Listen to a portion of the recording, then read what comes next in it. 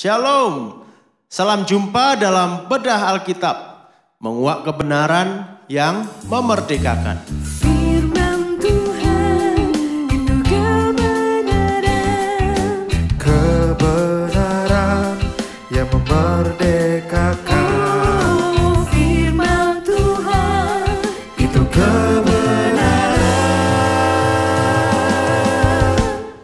kebenaran yang memerdekakan. Kita berada dalam seri pencobaan di padang gurun. Dalam ulasan yang lalu, kita telah membicarakan bahwa manusia selalu mencari jati diri dari lingkungannya. Di sisi lain, sebetulnya Allah telah menyediakan jati diri yang luar biasa indahnya. Persoalannya, yang mana yang kita pilih? Mari kita mulai seri pencobaan di padang gurun episode 6, memilih jati diri.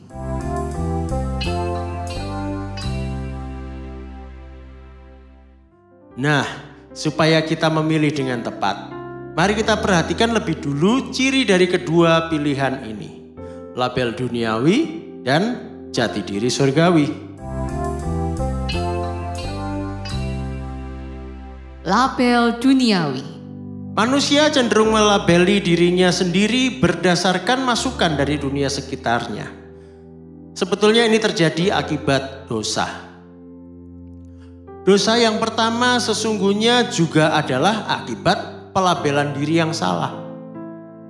Iblis mencoba menyematkan label diri yang salah pada manusia, dan sialnya kali itu iblis berhasil. Mari kita baca Kejadian 3 ayat yang pertama. Adapun ular ialah yang paling cerdik dari segala binatang di darat yang dijadikan oleh Tuhan Allah. Ular itu berkata kepada perempuan itu, "Tentulah Allah berfirman, semua pohon dalam taman ini jangan kamu makan buahnya, bukan?" Perhatikan pertanyaan iblis. Pertanyaan yang terlihat bodoh di mata kita saat ini, namun sebenarnya merupakan serangan pembuka yang licik dari iblis. Kita tahu bahwa Allah memberikan wewenang pada manusia untuk mengelola dan menikmati apa yang ada di bumi ini, termasuk di Taman Eden. Semua buah di taman itu boleh dimakan, kecuali satu saja. Iblis dengan liciknya sengaja mempertanyakan hal ini. Hawa dikala itu tentu saja langsung memberikan jawaban yang tepat. Semua boleh dimakan kecuali satu. Hawa tahu informasi yang benar. Namun demikian, ternyata pertanyaan iblis tadi menimbulkan riak dalam alam pikiran Hawa. Pertanyaan iblis mengguncang beberapa hal dalam diri Hawa saat itu. Benarkah Allah mengizinkan dia memakan buah-buah itu? Benarkah dia diberi wewenang dan kepercayaan oleh Allah? Ini persoalan serius. Dalam alam bawah sadarnya, pandangan Hawa akan buah-buahan itu jadi berubah. Buah-buahan yang tadinya memang tersedia untuk dia nikmati, sekarang seolah menjadi kebutuhan yang perlu dia raih. Usahanya meraih buah-buah itu terhalang oleh keraguan akan haknya yang sesungguhnya telah diberikan oleh Allah sendiri. Hawa pun mulai meragukan dirinya sendiri. Benarkah dia diciptakan Allah dengan sempurna? Ataukah ada kekurangan atau cacat pada dirinya? Benarkah Allah mengasihinya? Iblis melanjutkan serangannya dengan sebuah tipuan yang makin menggoncang Hawa. Mari kita baca Kejadian 3 ayat 4-5. Tetapi ular itu berkata kepada perempuan itu, "Sekali-kali kamu tidak akan mati. Tetapi Allah mengetahui bahwa pada waktu kamu memakannya, matamu akan terbuka dan kamu akan menjadi seperti Allah, tahu tentang yang baik dan yang jahat." Ucapan "sekali-kali kamu tidak akan mati" adalah pernyataan terbuka dari iblis bahwa Allah telah menipu Hawa. Ini benar-benar maling teriak maling. Sebuah tipuan besar dari iblis.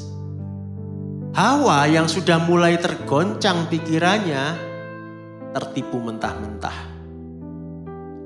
Kalimat selanjutnya yang juga ditelan mentah-mentah oleh Hawa adalah tipuan iblis bahwa ada yang kurang pada diri Hawa. Hawa tidak diciptakan serupa dan segambar dengan Allah. Dan supaya sempurna Hawa memerlukan buah yang terlarang tadi. Hawa jadi merasa bahwa Allah itu tidak baik. Allah tidak menginginkan Hawa sempurna. Di sini kita bisa melihat bahwa label yang ditawarkan iblis dan juga ditawarkan dunia pada dasarnya adalah label lemah, kurang, cacat, atau korban. Sering kita berkata, aku memang lemah. Wajar kalau aku jatuh dalam dosa. Maklum kalau aku khilaf dan berbuat salah. Acap kali kita pun merasa kita ini kekurangan. Kalau kekurangan uang, sesekali korupsi sedikit tidak apalah. Kekurangan pengetahuan, di saat ujian nyontek-nyontek sedikit tidak apa. Kan bukan maksud hati berbuat jahat, ini hanya karena terpaksa. Tak jarang orang merasa memang dosa adalah bagian dari dirinya, cacat dirinya, dan tidak mungkin dihilangkan. Sering pula dalam keadaan merasa bersalah atau tertuduh karena suatu kesalahan, kita berdalih dan malah menyalahkan pihak lain. Entah itu orang lain atau situasinya atau roh jahat yang disalahkan atau bahkan menyalahkan Tuhan. Ini terjadi pada Adam yang menyalahkan Hawa dan Tuhan. Juga pada Hawa yang menyalahkan iblis. Semua merasa menjadi korban. Demikian juga biasanya para koruptor yang berdalih, semua memang begitu, dunia ini memang kotor, sistem kerjanya memang kotor, tidak mungkin tidak korupsi. Label diri dari dunia selalu membuat manusia memperhatikan dirinya sendiri. Segala sesuatu untuk dirinya, bahkan melakukan kebaikan atau ibadah pun seringkali hanya demi memperoleh pahala atau balasan, atau demi masuk surga. Kalau kita hidup dengan label diri dari dunia semacam ini, maka kita tidak akan pernah menang atas cobaan dan godaan dosa. Label yang diberikan dunia itu mematikan.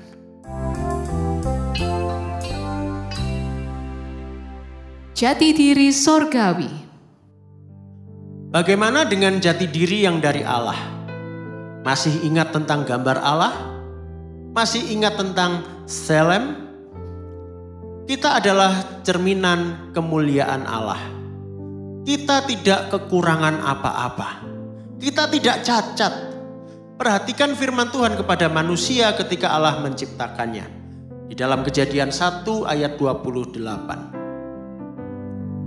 Allah memberkati mereka. Lalu Allah berfirman kepada mereka, beranak cuculah dan bertambah banyak, penuhilah bumi dan taklukkanlah itu. Berkuasalah atas ikan-ikan di laut dan burung-burung di udara dan atas segala binatang yang merayap di bumi. Bukankah ini luar biasa? Bukankah ini mengagumkan? Engkau adalah manusia ciptaan Allah, diciptakan serupa dan segambar dengan Allah, dan engkau luar biasa. Allah menciptakan engkau dengan mulia, dengan kemampuan untuk menaklukkan bumi. Engkau diberi otoritas atas bumi dan segala isinya. Engkau bukan makhluk lemah. Engkau tidak cacat. Engkau tidak kekurangan apa-apa. Perhatikan Petrus, nelayan yang lemah. Saat dia dipulihkan jati dirinya di dalam Tuhan, dengan gagah dia berkata kepada seorang yang lumpuh, Emas dan perak tidak ada padaku, tetapi apa yang kupunyai kuberikan kepadamu. Demi nama Yesus Kristus orang Nazaret itu, berjalanlah. Luar biasa bukan? Saudara bisa baca dalam Kisah Para Rasul 3 ayat 6. Lihatlah bagaimana jemaat mula-mula hidup. Walau berada dalam kesulitan di tengah masyarakat yang tidak mengenal Tuhan, mereka tidak merasa kekurangan. Sebaliknya malah mereka saling berbagi, saling memberi. Saudara bisa baca dalam Kisah Para Rasul 4 ayat 32 sampai 37. Jati diri kita di dalam Allah membuat hidup kita berarti.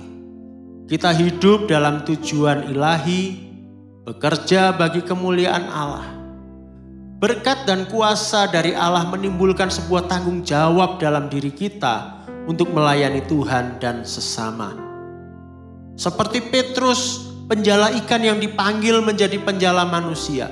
Seperti Paulus, penyiksa jemaat yang dipanggil menjadi pelayan pendamaian. Jati diri yang dari surga memberi kita hidup yang menghidupkan orang lain. Jati diri surgawi dapat kita temukan dalam firman Allah. Seperti Tuhan Yesus, jati diri kita juga ada dalam kebenaran firman Bapa. Seperti tertulis dalam Matius 4 ayat 4. Tetapi Yesus menjawab, ada tertulis, manusia hidup bukan dari roti saja, tetapi dari setiap firman yang keluar dari mulut Allah. Amsal 7 ayat 2-3 berbunyi demikian. Berpeganglah pada perintahku dan engkau akan hidup. Simpanlah ajaranku seperti biji matamu. Tambatkanlah semuanya itu pada jarimu dan tulislah itu pada loh hatimu. Sungguh perintah Tuhan, ajaran Tuhan, itulah yang menghidupkan kita.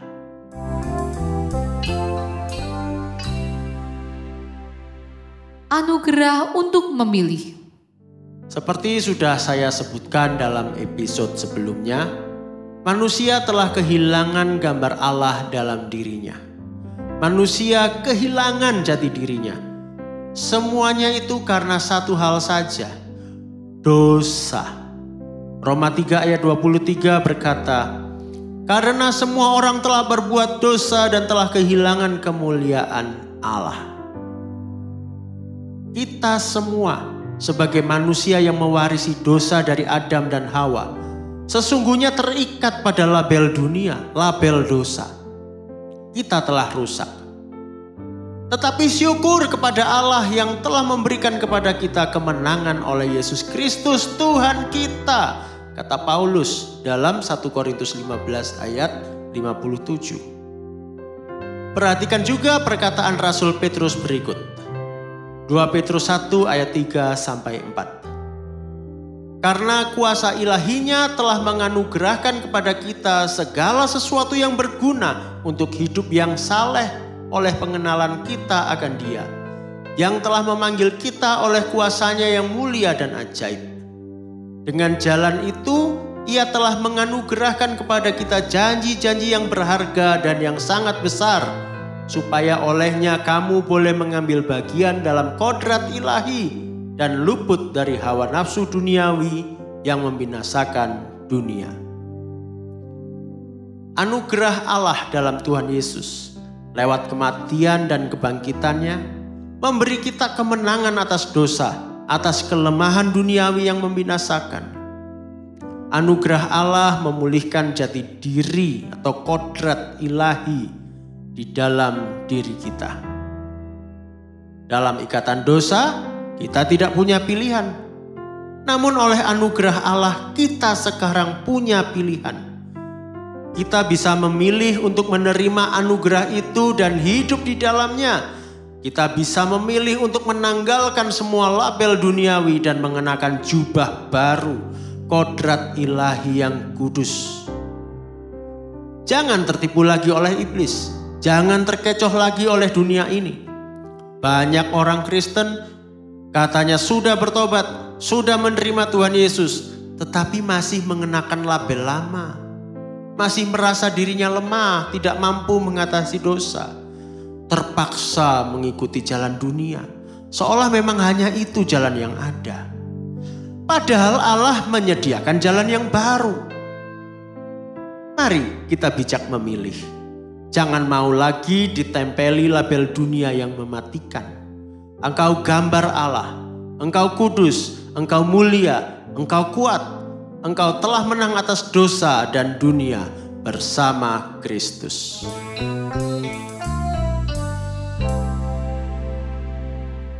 Nantikan episode berikutnya. Kita akan melanjutkan dengan mempelajari pencobaan yang kedua dalam seri Pencobaan di Padang Gurun episode 7, Iman.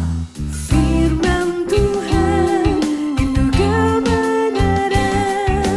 Kebenaran yang memerdekakan. Oh, firman Tuhan Itu kebenaran. Kebenaran yang memerdekakan.